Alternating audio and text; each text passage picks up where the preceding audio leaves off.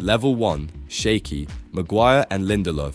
Some centre-back duos walk onto the pitch with the aura of warriors. Maguire and Lindelöf walked on with the aura of two men trying to defuse a bomb while reading different manuals. From the very first games together, you could feel it. This pairing lived on a tightrope. Maguire wanted to step out aggressively, win the duel early, stamp control. Lindelöf preferred to drop off, read the play, buy himself time. Those two instincts never blended. The moment the ball entered their zone, one moved forward, the other drifted back, and attackers slipped straight through the gap like it was an invitation. High defensive lines exposed them constantly. United pushed up expecting to squeeze the pitch, but whenever opponents played a direct ball over the top, the entire stadium inhaled.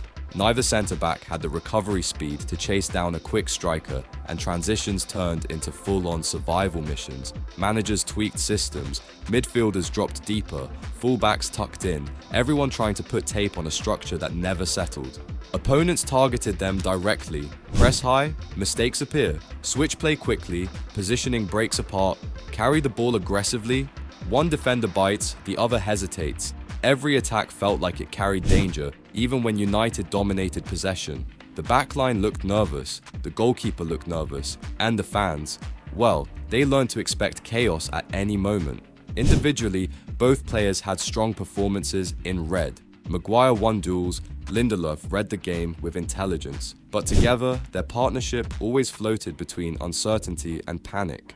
Level 2, decent but beatable. Piqué and Umtiti. During the post-2018 Barcelona era, Barcelona wanted to play on the halfway line, squeeze the pitch, and control every blade of grass. That system demands mobility, sharp timing, and non-stop defensive scanning. And once Umtiti lost his explosiveness, the whole thing started to sag. He stayed deep to protect the knee, Piqué held the line higher, and the space between them stretched wider and wider.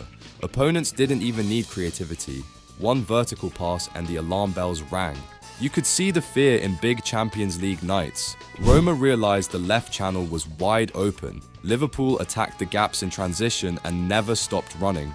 Bayern treated the duo like a training drill. None of this came from lack of ability. The body simply couldn't keep up with the system anymore. Piqué ended up covering massive spaces, jumping into duels he didn't want, and leading a defensive unit that had forgotten how to compact itself. Every Barcelona fan remembers the moments that shattered confidence: a pressured back pass at Anfield, a mistimed shuffle in Rome, a full-speed runner burning through the middle with nobody close enough to foul.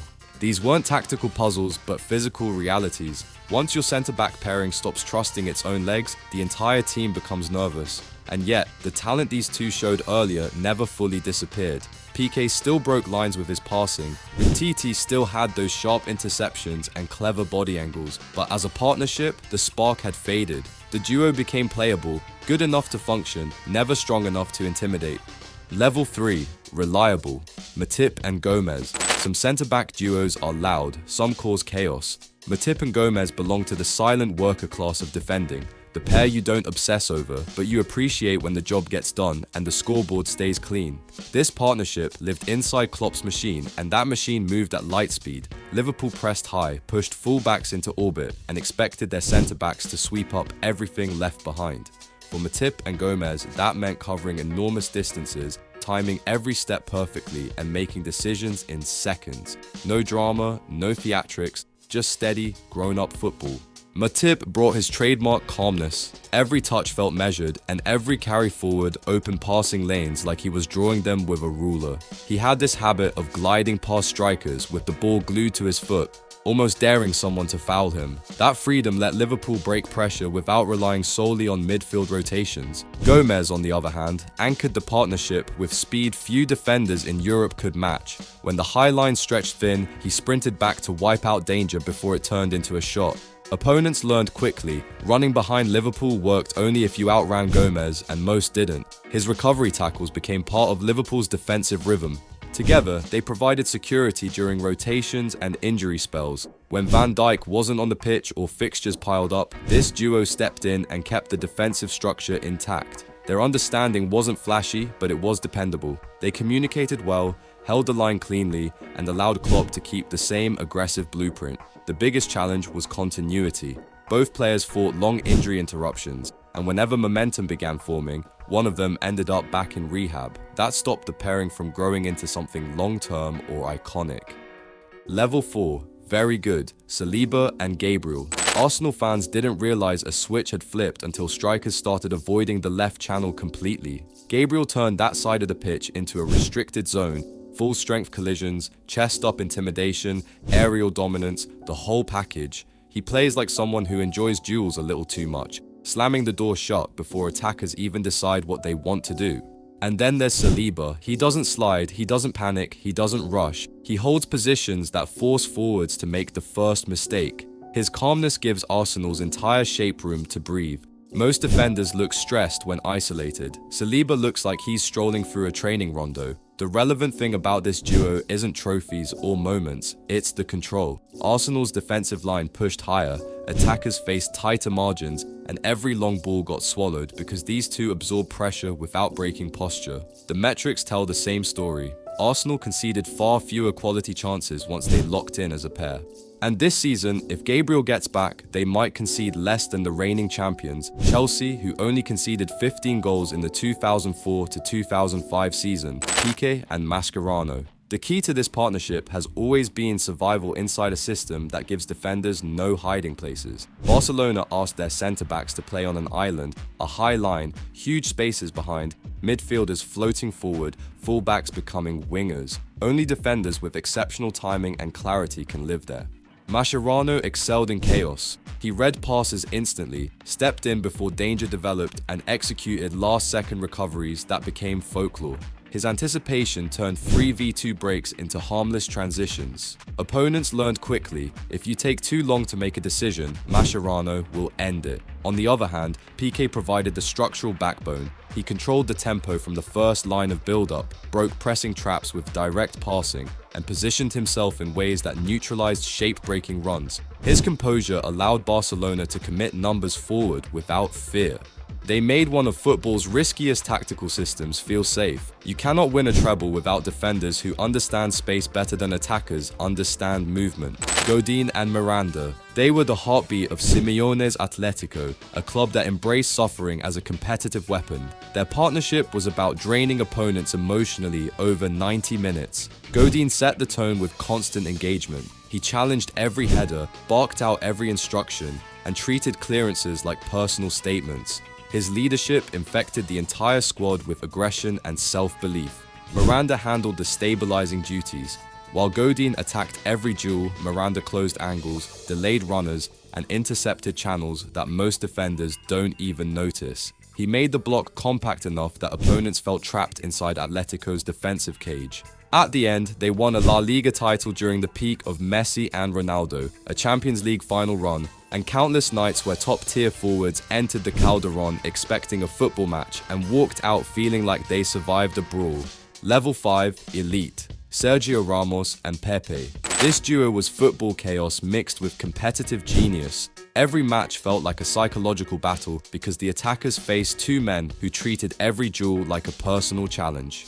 Ramos controlled the emotional temperature. He carried Real Madrid's identity through leadership, aggression, and a sense for decisive moments, corners, set pieces, 50-50 duels. He stepped into them with absolute belief. His penalty box headers became part of Real Madrid folklore, and his defensive interventions shaped entire Champions League campaigns. Pepe amplified that energy in his own way. His physical presence was unmatched during Real's peak years. He closed space explosively, bullied elite forwards off the ball, and recovered with athletic ability centre-backs dream about. Opponents weren't comfortable anywhere near him. His tackling timing was sharp, his speed erased danger, and his 1-versus-1 defending changed games. And well, they truly shone on the biggest nights. Real Madrid played pressure football because these two thrived in chaos. Knockout ties went in their favour because no forward got through without a psychological battle first. And the trophies followed: Champions Leagues, league titles, deep European runs. Big moments required big defenders, and this duo had that in abundance. They were unpredictable, intimidating, and fully aware of how much fear they generated. That energy helped build one of the most successful eras in modern football. Virgil van Dijk and Joe Gomez. Liverpool evolved into a machine during their ascension, and this duo formed the quiet engine at the back during the 2018 to 2020 era. Their partnership brought order to Klopp's aggressive pressing world, covering transitions, neutralizing counters, and reducing shooting opportunities to the bare minimum. Van Dijk set the horizon line. His positional discipline, aerial dominance, and one-step defensive reads allowed Liverpool to hold an incredibly high shape. Strikers rarely tested him because most attacks died the moment he turned his shoulders and matched their angle. His presence alone changed passing choices. Gomez covered the rest. His top-end pace gave Liverpool the freedom to squeeze the pitch like no other team. Any ball played behind the line turned into a foot race he controlled. His recovery runs became a signature feature of Liverpool's structure, allowing fullbacks to attack freely and midfielders to play aggressively without fear of exposure. And it actually paid off. 97 points, a Champions League, a Premier League title, one of the lowest XGA records across Europe, and a stretch where strikers barely generated clean shots inside Liverpool's box. Level 6, legendary Vidic and Ferdinand. Old Trafford never felt calmer than when these two stood shoulder to shoulder. Ferdinand set the map of the back line. His defensive awareness allowed United to compress space confidently, and his understanding of angles made strikers hesitate before even receiving the ball. He guided transitions, stepped into passing lanes early, and shaped United's tempo with his composure. Vidic supplied the violence. Every aerial duel, every shoulder-to-shoulder, every clearance carried intent. He turned defensive actions into momentum. You could hear the stadium rise every time he met a cross with full commitment. His bravery shifted matches, especially in tight Premier League battles where set pieces and physical duels mattered most. At the end, they created some level of certainty. Sir Alex Ferguson built title-winning teams on predictability in the backline, and this duo delivered that stability for years. During their peak, United conceded some of the lowest tallies in the league and played with full trust in their defensive base. Fullbacks pushed high, midfielders advanced freely, and attackers took risks because these two locked everything behind them. They also handled big game pressure with a level of maturity rare for a pairing. Champions League knockout nights, classic derbies, finals. This duo produced clarity when the pace became chaotic. Their relationship was built on communication, timing, and confidence, turning United into one of the most balanced teams of the era. Puyol and Piqué. If Barcelona's midfield defined how the ball moved, this duo defined how the team survived when games became unpredictable. Puyol acted as the emotional anchor, Barcelona's internal motor. He led every defensive phase with authority, raised the team's intensity when matches slowed, and communicated non-stop. His sense of responsibility held the backline together through injury spells, tactical shifts, and high-pressure Champions League nights. Then there was Piqué. He operated as the structural brain. His passing range opened games, his positioning created numerical advantages, and his composure allowed Barcelona to build patiently even under pressure. He understood exactly when to retreat, when to step up, and when to create traps for pressing opponents. And well, they connected Barcelona's tactical identity. Pep Guardiola's system depended on defenders who could dominate space without retreating, and these two handled those assignments with confidence. They didn't just fit the system, they became references for how central defenders must behave inside it. Their trophy impact is impossible to ignore. Multiple Champions Leagues, domestic dominance, and historic league campaigns were anchored by this duo. Both players delivered massive interventions in critical moments, from Puyol's leadership during tight finals to Piqué's defensive clarity in Clásicos. Chiellini and Barzagli. They represented defensive craft in its purest form. Chiellini excelled in duels, reading body cues before attackers executed their moves. His timing disrupted forwards early, forcing them into uncomfortable touches or rushed decisions. He carried an intensity that made Juventus's box feel protected at all times. Barzagli functioned as the pair's defensive compass. His footwork, positional discipline, and anticipation consistently shut down promising attacks. He rarely slid, rarely chased, rarely looked rushed. He positioned himself to remove angles, funnel danger into safe zones, and limit shots before they developed. With them, Juventus built nearly a decade of domestic dominance on defensive consistency. Their coordination inside Juventus's low to mid block created a structure that opponents struggled to break. They also excelled on the European stage, guiding the club to multiple Champions League finals and delivering masterclasses against elite attackers. Their style relied on detail, micro-adjustments, communication, and reading situations 2 steps ahead. Level 7, GOAT, Nesta and Maldini. Watching these two together felt like watching a live tutorial on perfect defending. They didn't rely on emotion or brute force. Their game was built on timing, balance, angles, and decisions that neutralized danger before it became danger. It was defending that looked effortless because every step was calculated. Maldini shaped the entire structure. His foot positioning, body orientation, and reading of attacking patterns gave Milan a defensive foundation no team in Europe could disrupt. He didn't lunge, nor did he dive in. He simply removed options until strikers took the one he wanted them to take. Then he collected the ball like he'd known the play from the beginning. Nesta added the surgical precision. His tackling reputation still stands unmatched. Strikers would swear the ball was safe. Then Nesta appeared with a clean, razor-sharp intervention. He handled elite forwards with timing that felt supernatural. Every duel was done with complete control, never rushed, always prepared. Their partnership operated in near silence. No shouting, no reckless sliding, no scrambling. Just flawless execution built on decades of experience and unmatched football intelligence. Under Carlo Ancelotti, Milan built entire Champions League campaigns around this defensive base. They marked generational attackers off the pitch and carried Milan to finals where midfielders and attackers grabbed headlines.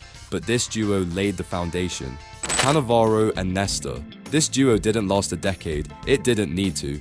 They produced one of the greatest defensive campaigns ever seen. Italy's 2006 World Cup run became a masterclass in collective defending, and this duo provided the backbone. Nesta began the tournament with his trademark clarity, intercepting early passes, controlling Italy's defensive line, and setting their structure with elite anticipation. Even after his injury, the foundation he built carried through the knockout stages. His influence on Italy's defensive organization was visible in every phase of play. Cannavaro took that foundation and delivered one of the greatest individual tournaments in football history. His aerial dominance, body control, and leadership kept Italy stable under enormous pressure. Every clearance carried conviction. Every duel set the tone. Attackers tried to drag him out of position, isolate him, crowd him. Nothing worked. Fans still remember those moments where Cannavaro would wait, and then time and intervention so clean it looked rehearsed. The numbers tell the story. Italy did not concede a single open play goal until the final, and even there, the strike came from a penalty. This duo shaped a defensive unit that covered space intelligently, anticipated danger early, and protected Gianluigi Buffon with near-perfect coordination. Cannavaro went on to win the Ballon d'Or largely because of that run, proof of how extraordinary their defensive display was. The legacy remains untouched, a short-lived duo that reached football's highest possible standard on the biggest possible stage. Now that Nesta is in the GOAT duo tier twice, should we rank him among the greatest defenders of all time? Share your thoughts in the comment section below. Anyway, if you enjoyed the video, you will surely love this one.